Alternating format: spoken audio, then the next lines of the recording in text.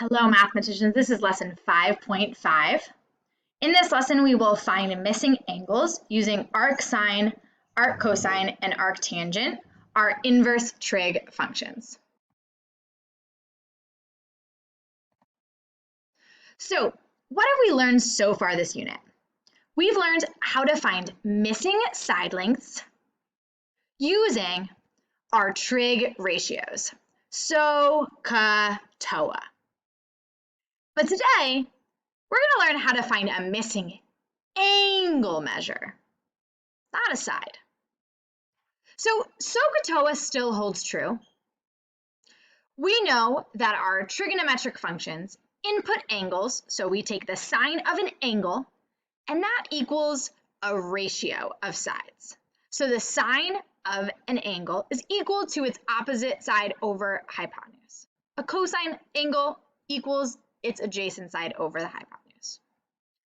We know that. But today we will learn how we can use the inverse trigonometric functions to input a side ratio and output an angle measure. Notice how it's the opposite, and we know that inverse means opposite. So if you need a side, you use sine, cosine, and tangent. Do you need an angle? You're going to use your inverse trig ratios, arcsine, arccosine, arctangent. They look like this on calculators. So your con calculator, your Desmos calculator, they're going to look like this with a little -1. That means inverse. So let's get started. What are going to be the steps to solve for a missing angle? Well, they're going to be the same steps. We're going to start by labeling our sides. Then we're going to decide to use sine, cosine, or tangent. But now they're the inverse. We're going to set up our ratio and calculate the angle. So first, label our sides. We want to find angle B. What is angle B? Well, we have two sides here. We have our opposite of angle B, AC, and we have our hypotenuse.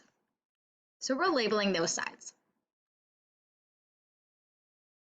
Now, which trig function, inverse sine, inverse cosine, or inverse tangent, uses the sides opposite and hypotenuse?